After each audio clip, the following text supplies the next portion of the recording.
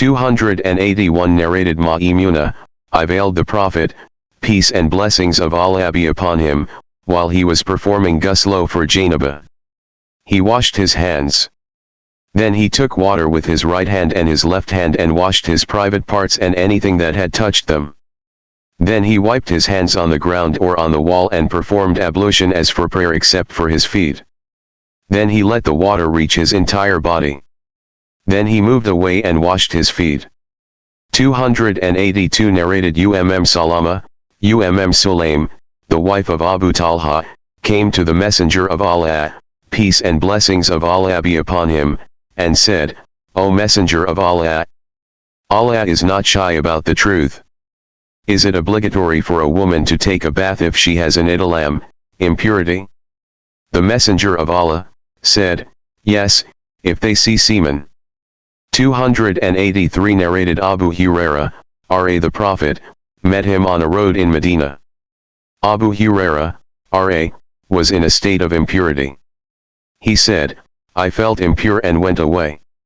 Then Abu Huraira, took a bath and came back. When they met again, the Messenger of Allah said, O Abu Huraira, where were you? Abu Huraira, said, I did not feel it appropriate to sit with you in a state of impurity.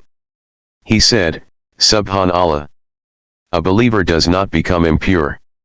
284 narrated Anas ibn Malik, the Prophet, used to have intercourse with his wives in turn on the same night. He had 9 wives at that time. 285 narrated Abu Huraira, I met the Messenger of Allah, while I was in a state of impurity. He took my hand and I walked with him. He sat down at a place. I went back to my house and took a bath. I went to him and found him sitting down. He said, O Abu Huraira, where have you been? I told him. He said, Glory be to Allah. A believer is not impure.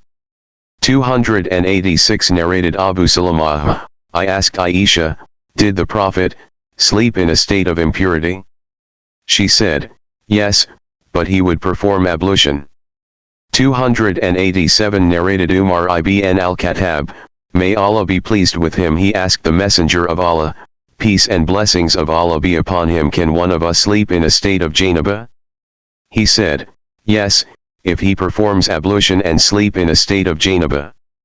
288 narrated Aisha, may Allah be pleased with her, when the Prophet, peace and blessings of Allah be upon him, wanted to sleep in a state of janaba, he would wash his private parts and perform ablution as for prayer.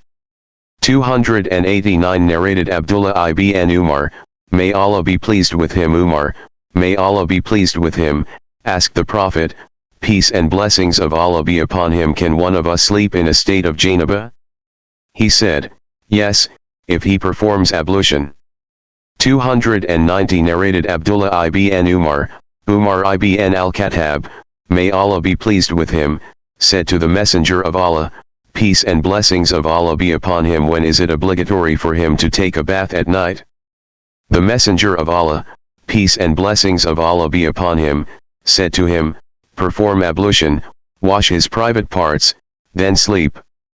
291 narrated Abu Huraira, may Allah be pleased with him, the Prophet, peace and blessings of Allah be upon him, said, if a man sits between the 4 limbs of his wife and has intercourse with her, then he is obliged to take a bath. Amr, may Allah be pleased with him, narrated a hadith similar to this hadith on the authority of Shuba. And Musa, may Allah be pleased with him, narrated a similar hadith on the authority of Hassan Basri, may Allah be pleased with him. Abu Abdullah, may Allah be pleased with him, said, this is better and more correct. Due to differences of opinion, we have also narrated another hadith, that taking a bath is more prudent.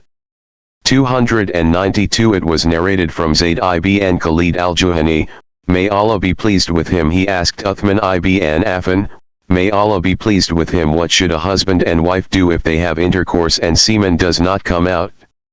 Uthman, may Allah be pleased with him, said, perform ablution like the ablution for prayer and wash your private parts. Uthman, may Allah be pleased with him, said, I heard this from the Messenger of Allah, peace and blessings of Allah be upon him. Then I asked Ali ibn Abi Talib, Zubair ibn Al-Awwam, Talha ibn Ubaidullah and Ubay ibn Kabi, may Allah be pleased with them. They all gave the same answer.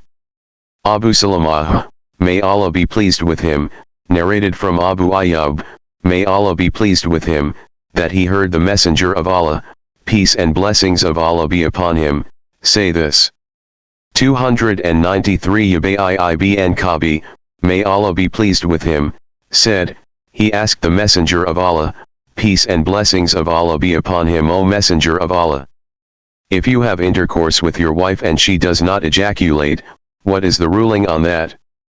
He said, wash off what came out of her, perform ablution and pray. Abu Abdullah al-Bukhari, may Allah be pleased with him, said, taking a bath is better. And that is the last ruling. I have narrated this last hadith because there is a difference of opinion. But water, bath, is more purifying. Asterisk 294. Aisha, may Allah be pleased with her, said, we set out, from Medina, for Hajj. After reaching a place called Shorif, my menses began. The Messenger of Allah came and saw me crying and said, what is the matter with you? Have you menstruated? I said, yes. He said, this is what Allah has ordained for the daughters of Adam. So perform all the acts of Hajj except tawaf of the house. Aisha, may Allah be pleased with her, said, the Messenger of Allah sacrificed a cow on behalf of his wives. Send. 295 narrated Aisha, she said, I used to comb the hair of the Messenger of Allah, when he was menstruating. 296 narrated by Rawah, it was asked to her, Urwa, can a menstruating woman serve her husband? Or can a woman approach her husband when she is obliged to take a bath?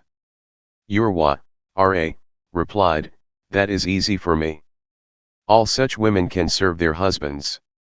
There is no difficulty in that. Aisha, told me that she used to comb the hair of the Messenger of Allah, when she was menstruating.